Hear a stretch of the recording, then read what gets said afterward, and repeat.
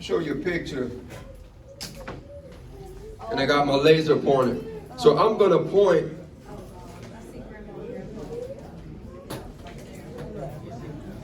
So I'm pointing to this person here. This man right here started it. So most of you don't know who it is. You had a reunion, so we better remember who this is. Take pride in your Sicilian heritage and culture. And I know a lot of you know it, but teach these children. Another thing I want to mention is, got a lot of young people around here that are not mixing. This is your family. Get to know them. Don't leave here and say, who was that? Because it might come a day where these are the only people you're going to be able to trust.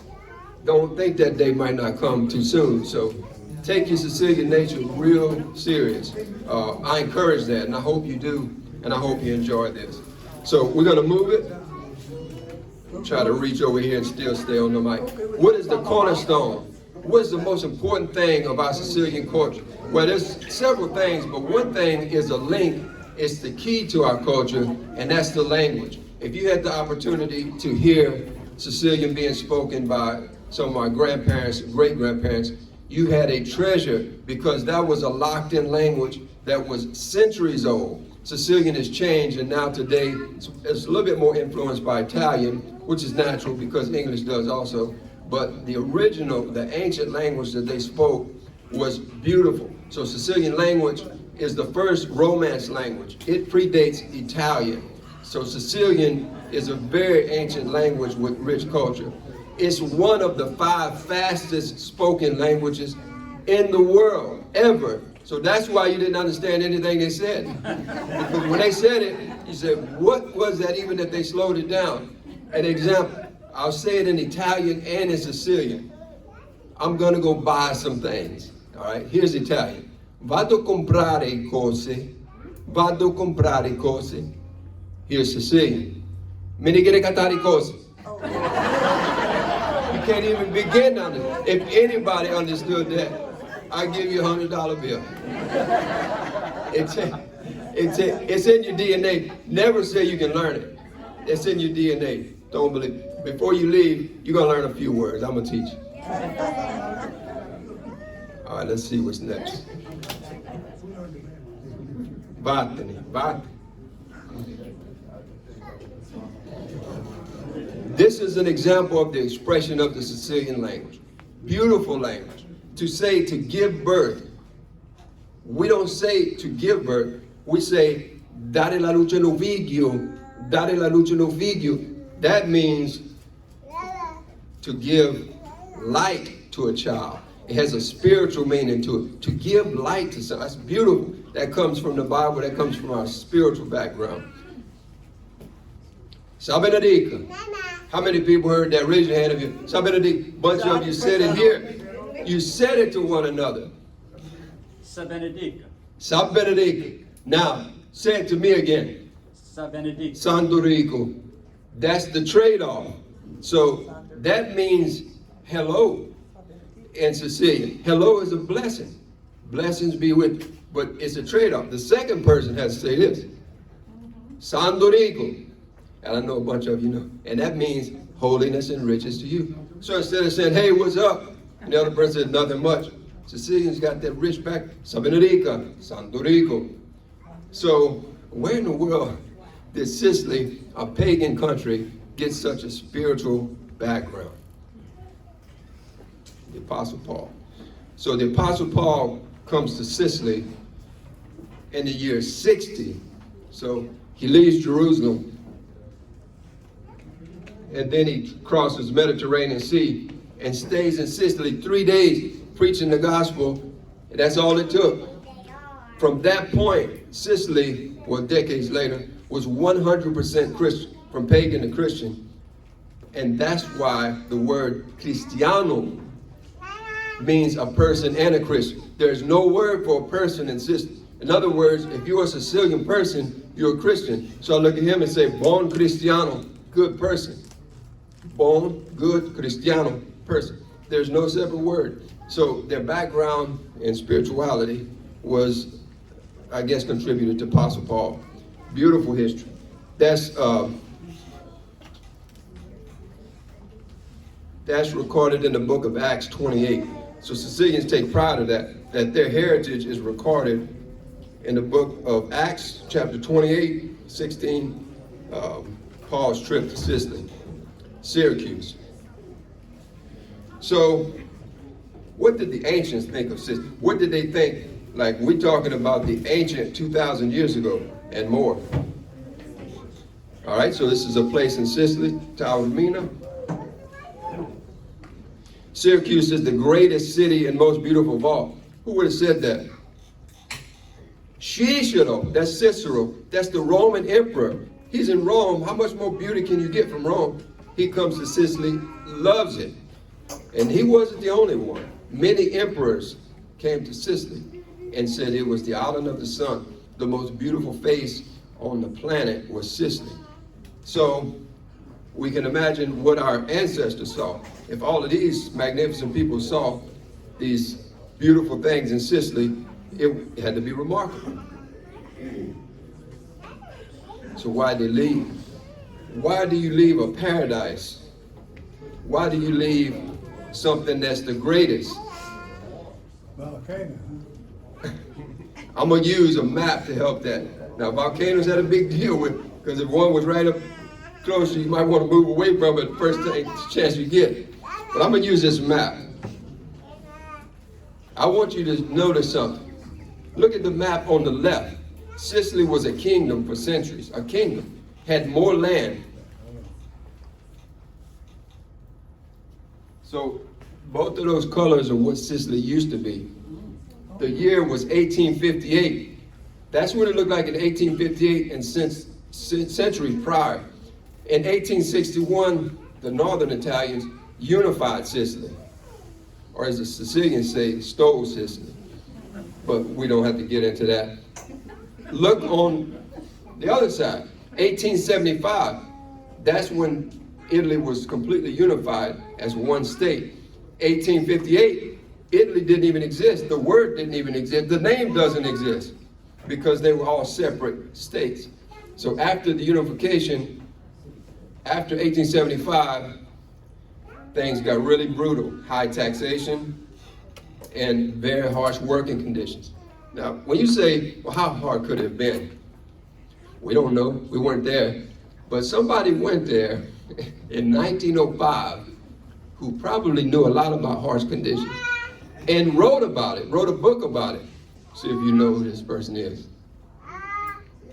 Do you know who that is on the left? It looks like Barack Obama. It might be his nephew. That's Booker T. Washington. He heard about Sicilians in America, because Sicilians would come. He said, I can't believe there could be another place as difficult as it was for African Americans, and he couldn't believe it. So he asked Roosevelt to let him journey there. In other words, give him the money to go there and find out for himself.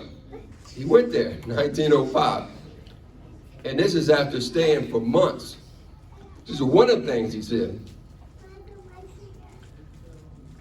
He said, a sulfur mine in Sicily is the nearest thing to hell that I expect to see in this life. And he also said that the agricultural worker there in Sicily was the worst condition he ever seen in any slave compound in the United States. That is powerful. That's in a book called The Man Farthest Down, written by Booker T. Washington in 1912. You can look it up online, you can buy it. Immense history this man wrote about Sicily. He couldn't believe it, he was baffled. He said that was the strongest and the hardest working people of everywhere he went. He went all through Europe. He went to every country in Europe. He said Sicily had the strongest, the hardest working people, the best tailors, the best shoemakers, the best everything. And he wasn't the only one. History tells us that. The Sicilians do everything better. You know, they do immaculate work, but where did our ancestors come from? Now we got a little bit of a background. We got an idea why they left, right? After unification, things were rough and difficult. So where did they leave from? There it is. Villafranca, Sicula. The accent, you see it on the I. You have to say it like that. Otherwise, you're going to be saying this, Sicula, which means you're going to be ruining it. You got to say Sicula, Villafranca, Sicula. And that's Sicily. There's 3 families now. Hold on, man. 3.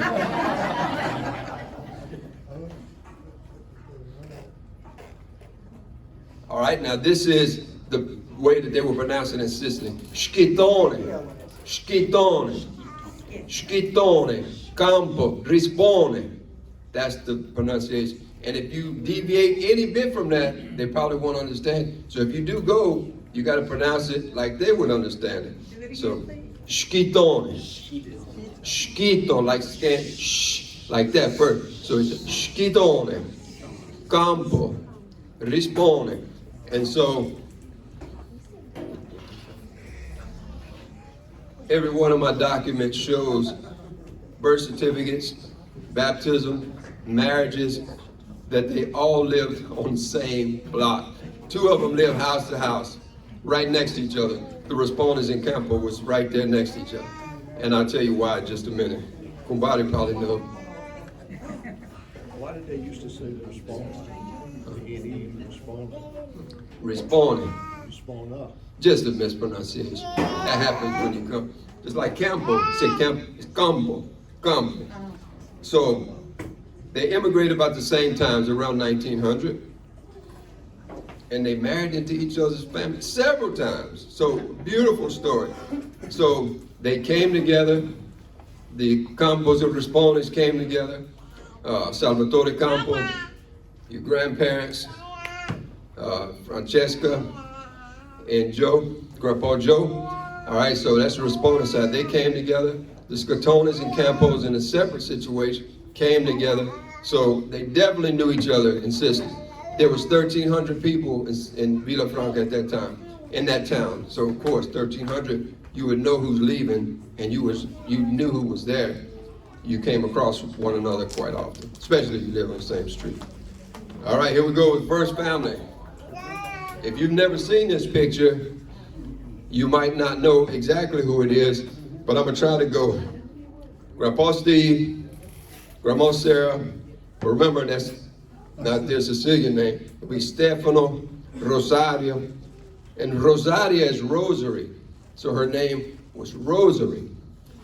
Sada is just like a shortening of it. Sarah. And then Uncle K, if I could point here, right here. And Sarah, see I don't have my glasses on. Right here. Aunt Fanny, that's my grandma right here. Where I got the little. Aunt Francis right here.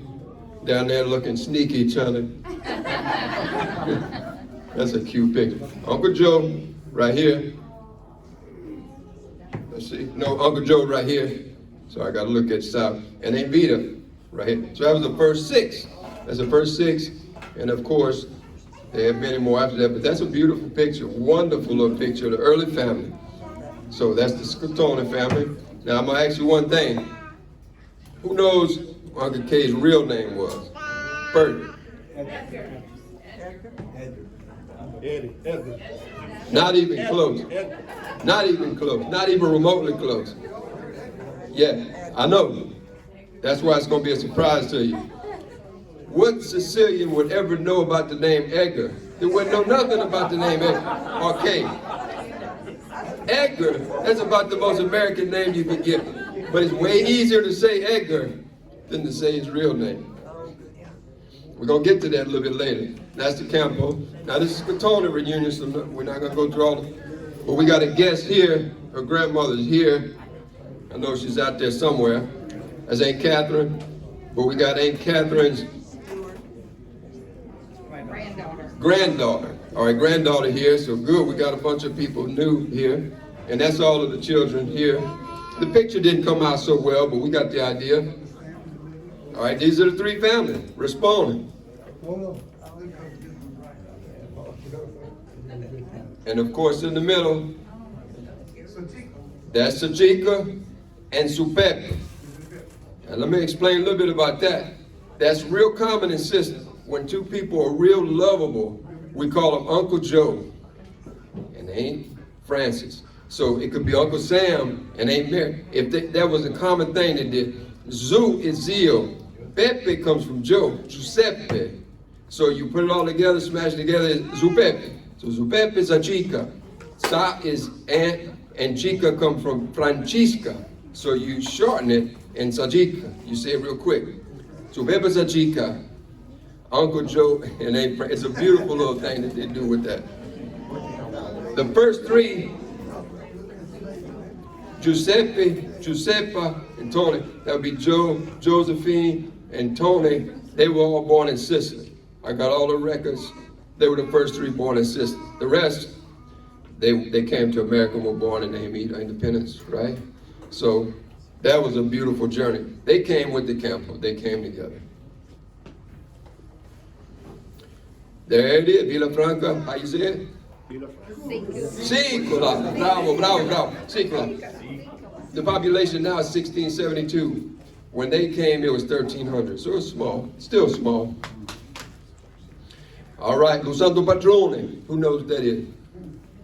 That's a big part of our culture. Oh, you close. The patron saint of a city. The patron saint of a city is what identifies it more than the name. More than Villafranca. If I say the patron saint to a Sicilian person, they say, oh, you from Villafranca. And this is the patron saint. San Eucarpio. San Eucarpio. Try to say it. Yeah, that's why they call him Edgar. Because his name was Eucarpio. The first son is a must. A Sicilian would never abandon that tradition. Never, you hear me? No way possible. Firstborn, it's commonly, especially if the person was in the church. So apparently Grandpa Steve was some kind of way in the church, and his first son, yeah, that's exactly right. That's why he did that. Now, it wasn't the first time. So that's Saint Day is September 21st, if you're just curious about it. So that's for all of us.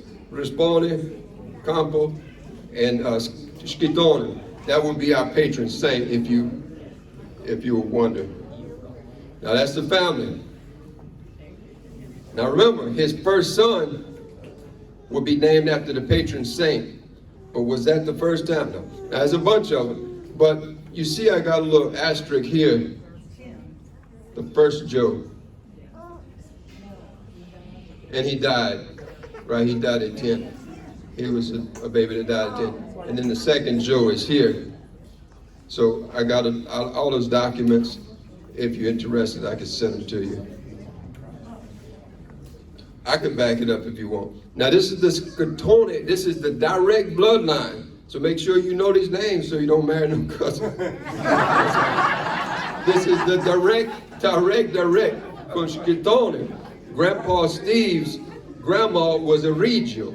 So that's how they're breaking it down. And Grandma Sarah Michele, her mama was a Jaimo. And so we in Catalanoto, in Latino, and Blandano.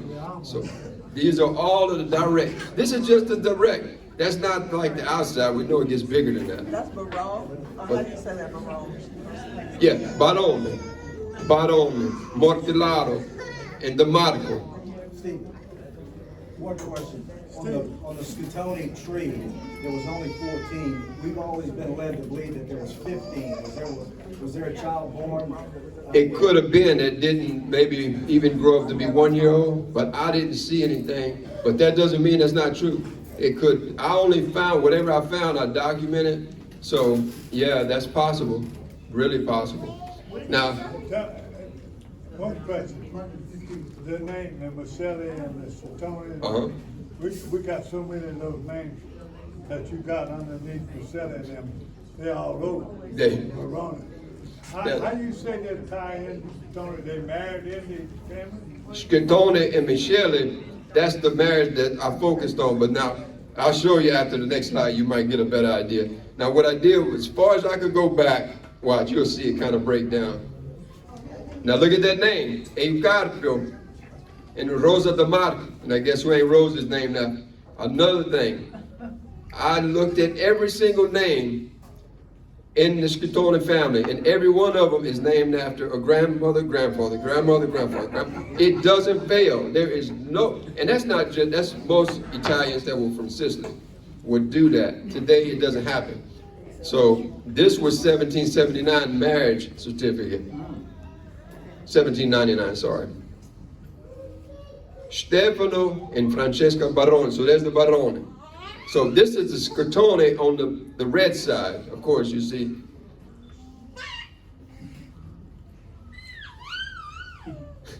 You see what's happening? And now look. So who is this again? That's your grandma and grandpa. So look how the tradition. Eucarpio, Stefano. Eucarpio, Stefano. That's not uncommon. Now, if you've been paying attention and you're taking your notes, who's his first son have to be named after? The Eucarpio, exactly. Otherwise, he's getting thrown into the Mediterranean Sea with the brick tied to it. That didn't happen. You didn't break that tradition. There was no way you was going to ever break that tradition. So that's the name. So this is Grandpa Steve's birth certificate for Villafranca. Now, if you're not used to reading, you might be able to see it. I'm gonna point to it. Watch. Can you see this? Yeah. What does that say? All right, good. So it's Schittone Stefano. And then, of course, it tells you everything here. But look where this is. His daddy's name was Eucarpio. Eucarpio. There you go. So it went on and on and on like that. But Uncle K was the last one. I bet you if Grandpa said, you gotta name your first son Eucarpio. Said, oh no, that ain't gonna happen no more. Imagine that going to public school. What is it? Eucarpio. Miska. So that ended real quick. Whoever was the first one had to name his son Eucarpio. That stopped right there. So where did K come from? Only thing I think about that is when you say Eucarpio, when I looked in the census records, the first time the census people took it in 20, it shows Eucarpio. The second time is Carpio, just C-A-R-P-I-O. The third time is K. So it's like, we're gonna keep shortening this. The damn census person can't keep doing this. They would probably, how you spell that again? Steve, you just little like my sister. Where in the world all the Italian fellas? My sister's name is Kay. K. There you go. She's named Kay Francis after my grandma. So that's, yeah, that's the link. Yeah, that K. Yeah, so that's a beautiful, when you see that connection, and 1 and 2 o'clock in the morning when I'm looking at this sometimes, analyzing and trying to study it, and just like you said, I get the same thing. Like, oh my God, I see the connection now. I see why some of us are named where we are. My name is Steve, so it's after Grandpa Steve because Daddy named John first, and then Tony second. That would be the other grandfather on my mama's side, and then the next boy would have to be named after his mama's grandfather. So his mama's, and that would be Grandpa Steve, his mama's father. So yeah, when you put it all together, this was the other birth certificate, and who is this? Can you read it? Man, y'all doing good. Michele. Rosaria, Rosary, and that's her side of the family. So when you're doing these kind of studies, that's how you can get everybody's names. Because this is a birth certificate that has her mom and dad, has her mom and dad's occupation, has where they live. That's how I knew where everybody lived. You just keep pulling up the records, and then you gotta, of course, read the Italian, which is really difficult, it takes a long time. But once you do it and spend a little bit of time doing it, that's when you can lay out the story and the history and the beauty of it. And that's why we celebrate it. I mean, it's something good to be able to look on that and then lay it all out and see their journey from there to here. So I got maybe one more thing. Sicilian is the most requested language, by the way. Some people say it's Italian, but it's like, some people go to Sicily and say, hey man, say something for me. That ain't gonna happen if you go to China, or if you go to Russia. Or people just like to hear Sicilian speak. That's most when sometimes I might be in town or something, somebody say, hey, that's old Steph. Hey, because I know a lot of people from the area. They say something for us, cuz, say something. I say, hey, what the hell am I saying? I'm going to Walmart to pick up some shoes. Say you going to... So it's funny that people would ask you to just talk. They say, well, it's no big deal. I'm just saying words. No, I want to hear. So it's kind of a unique situation where Italian and Sicilian is the most requested. So, yeah, it's beautiful. Why did we why didn't we come into New York and we'd all be up there, thank God we not? We came, the campus came into New Orleans. So all the campus came from New Orleans. Okay. Respondents went into New York. And then Schittone, it was a little split. So it was New York, but they knew each other. So wherever they came in, they were meeting in Louisiana. Yeah. Right. And some went to Canada. Right, some of them did go to Canada. The other, now I don't have time to merge it all together, but Grandpa Steve had a brother, Tony, and that's his family that went to Canada. So I could put all of that together next time and tell you what they did in Sicily. Some were goat farmers, some were cordado. That's cord, that's rope, he's a rope maker. So we can get into all of those beautiful things, like some of the positions that they took. Most of them were farmers, but that would kind of extend it. So I'm gonna end it with some poetry. Sicilians invented the sonnet. Giacomo di Lentini in Syracuse, the sonnet was invented before William Shakespeare was ever even a thought in his mom's head. This was so many years before that, so many years before Petrarca, if you know who that is, or Dante, who wrote the Inferno. They studied the Sicilian school. That was in Sicily, way before the Italian poetry came along, way before English poetry came along. So other elements of poetry were invented in Sicily, invented there. So that's another beautiful thing from our culture. So let me try. I feel like I need to say it now.